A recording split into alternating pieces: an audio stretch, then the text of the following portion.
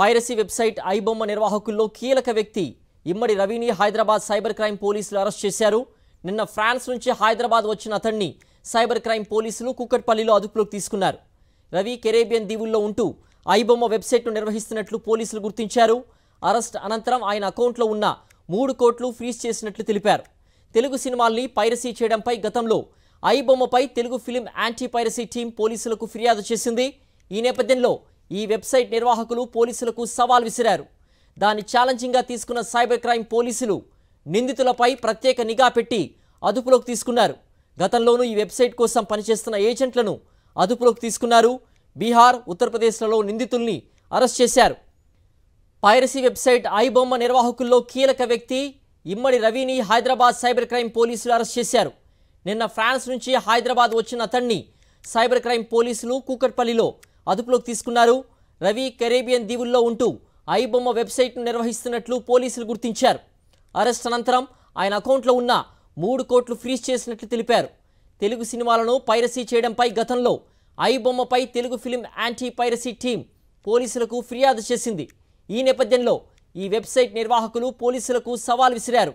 దాన్ని ఛాలెంజింగ్గా తీసుకున్న cyber crime పోలీసులు నిందితులపై ప్రత్యేక నిఘా పెట్టి అదుపులోకి తీసుకున్నారు. గతంలోనూ ఈ వెబ్సైట్ కోసం పనిచేస్తున్న ఏజెంట్స్ను అదుపులోకి తీసుకున్నారు. బీహార్, ఉత్తరప్రదేశ్లలో నిందితులను అరెస్ట్ చేశారు. మరింత సమాచారం మా ప్రతినిధి అమర్ అందిస్తారు. అమర్, ఐబొమ్మ నిర్వాహకుల అరెస్టుకు సంబంధించిన పూర్తి అప్డేట్స్ ఏంటి?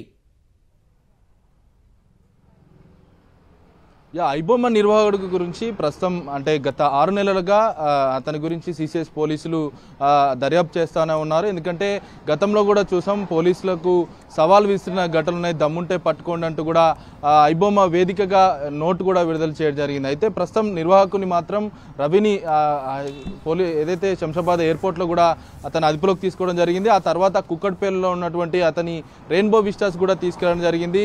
సిసిఎస్ పోలీసులు ఆ ఉన్నటువంటి లాగిన్ సర్వర్స్ అన్నింటినీ కూడా ఓపెన్ చేయించడం జరిగింది. ఉన్న కంటెంట్ మొత్తం కూడా డిలీట్ చేయించడం జరిగింది. అయితే గత 10 నెలల నుంచి కూడా వరుసగా ఫిలిం ఇండస్ట్రీ నుంచి ఫిర్యాదులు కూడా అందడం జరుగుతుంది.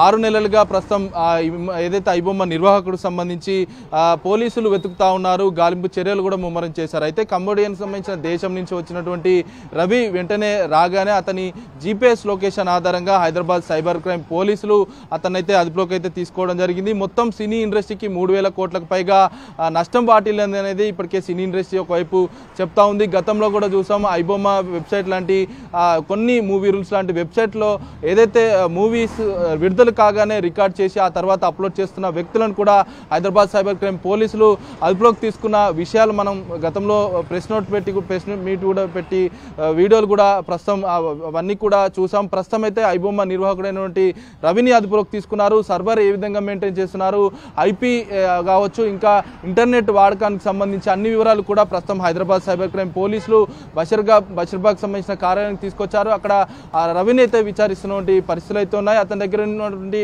మొత్తం 3 కోట్ల డబ్బును కూడా సీజ్ చేశారు. బెట్టింగ్ యాప్ల ద్వారానే అతను డబ్బులు సంపాదించున్నట్లుగా పోలీసుల విచారణలో అయితే వెల్లడైంది. ఇంకా అతని వెనుక ఎవరెవరు ఉన్నారు, రవి ఒక్కడే ఉన్నాడా, లేకుంటే ఇంత పెద్ద సర్వర్ను మెయింటైన్ చేయాలంటే ఆర్థికంగా ముందుండి సపోర్ట్ చేసేవాళ్ళు కావాలి, సర్వర్ పరంగా టెక్నికల్గా సపోర్ట్ చేసేవాళ్ళు కావాలి. ఇంజనీరింగ్ చేసిన అతను గతంలో సాఫ్ట్వేర్ టెక్కీగా పనిచేశాడు. ఆ తర్వాత భార్యాభర్తల వివాదాల కారణంగా ఒక్కడే ఒంటరిగా ఉంటున్నాడు. రవిని ప్రస్తుతం పోలీసులు అయితే అదుపులోకి తీసుకొని విచారిస్తున్న పరిస్థితి ఉంది. ఐబొమ్మే కాకుండా బప్పం అనే టీవీ అనే ఒక వెబ్సైట్ని కూడా అతనే నిర్వహిస్తున్నట్లుగా ప్రస్తుతం పోలీసులు అయితే అనాధికారికంగా వివరించారు. ఈ కేసుకు సంబంధించిన దర్యాప్తు మొత్తం కూడా పోలీసులు గోప్యంగా ఉంచుతున్న పరిస్థితుల నేపథ్యంలో మొత్తం సినీ ఇండస్ట్రీకి మాత్రం 3,000 కోట్ల నష్టం అయితే వాటిల్లింది. ఈ నష్టానికి సంబంధించి పూర్తి స్థాయిలో ఐబొమ్మ వల్లే ఈ వ్యవహారం. ఓటీటీ కావచ్చు, తెలుగు ఇండస్ట్రీలో ఏ సినిమా విడుదలైనా కూడా ఆ వీడియోలన్నీ కూడా ఐబొమ్మలో అప్లోడ్ చేయడం, ఆ తర్వాత ప్రేక్షకులకు అందించడం రవి చేస్తూ ఉన్నాడు. దీని ద్వారా బెట్టింగ్ యాప్లను ప్రమోట్ చేస్తున్నారనే అంశాన్ని కూడా పోలీసులు అయితే